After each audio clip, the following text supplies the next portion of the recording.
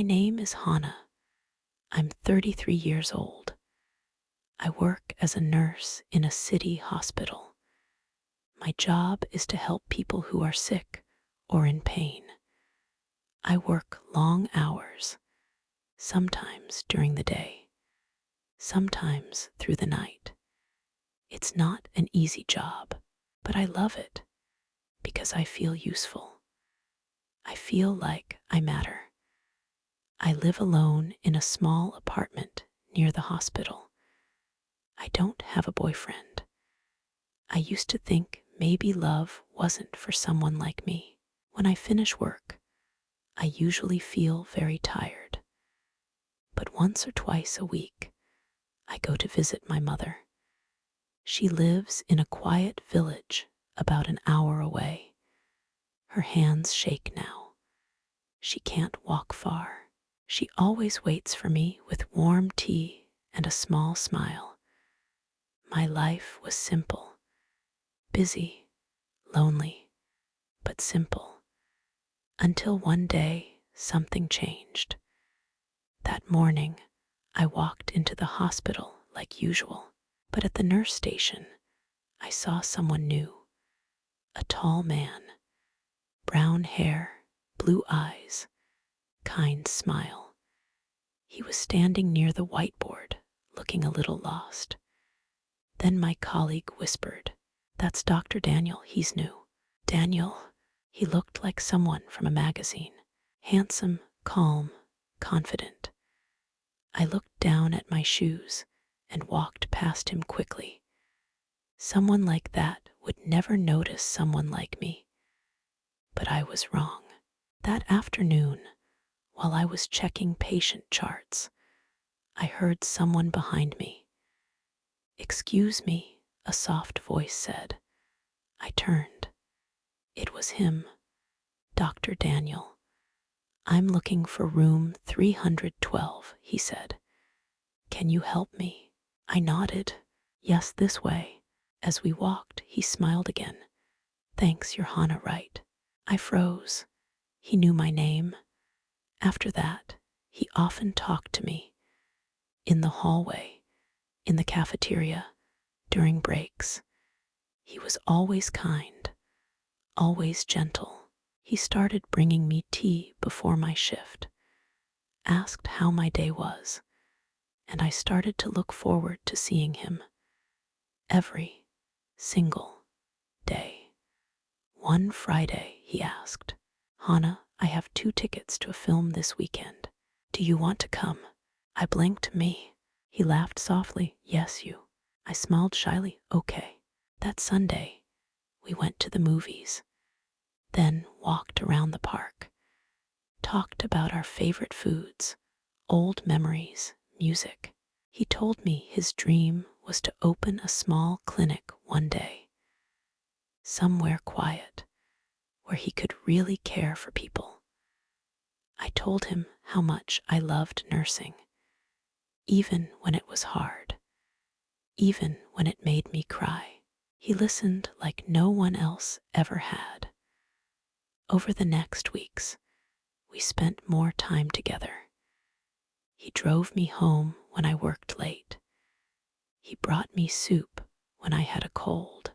We sat in the cafeteria for hours, talking, laughing, sometimes just sitting in silence.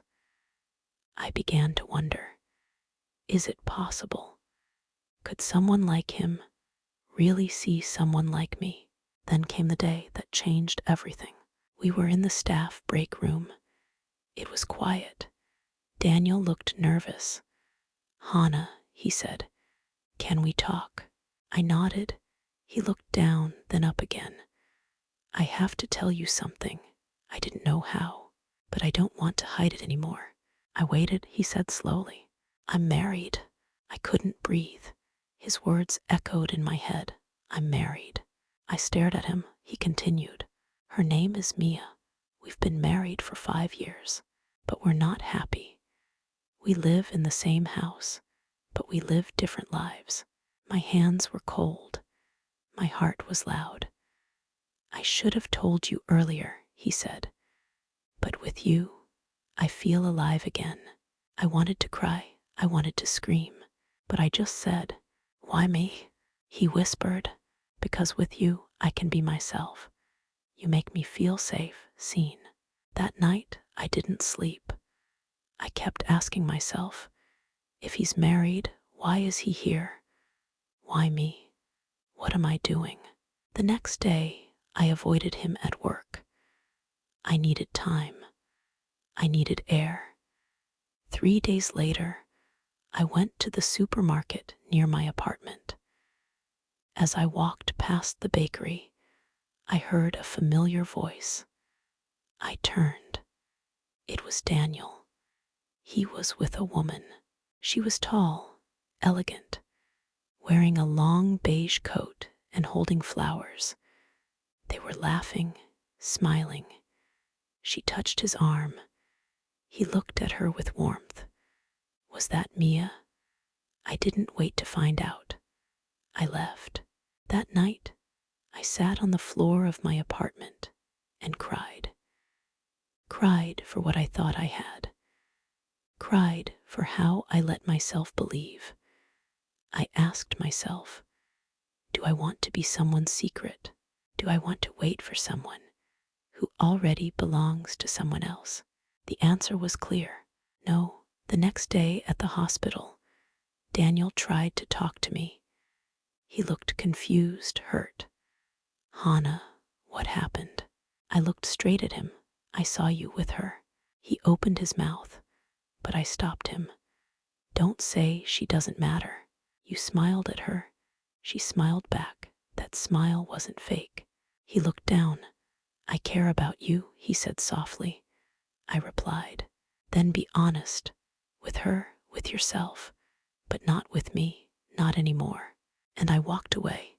I thought my heart would break. But something strange happened. I felt stronger. Not because I didn't care, but because I finally cared about myself more. Weeks passed. I focused on work. I went back to visiting my mother. I laughed more with the nurses, but I was still healing.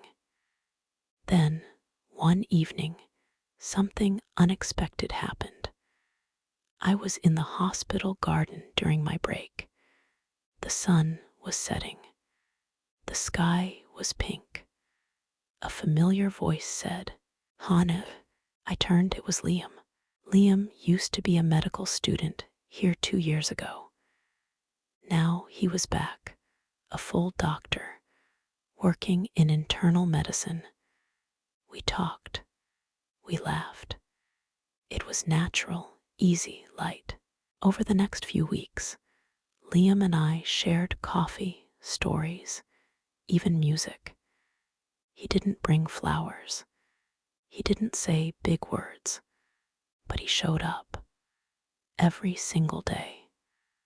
One day, he looked at me and said, "I don't know what you've been through, but I want you to know when I see you, I see someone strong and beautiful."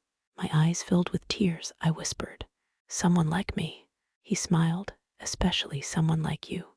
We didn't rush. We just grew slowly, honestly. A year later, in the same garden where we first met again, Liam held my hands and said, "Hannah, I don't want to imagine my life without you. Will you share it with me?" And this time, I said yes.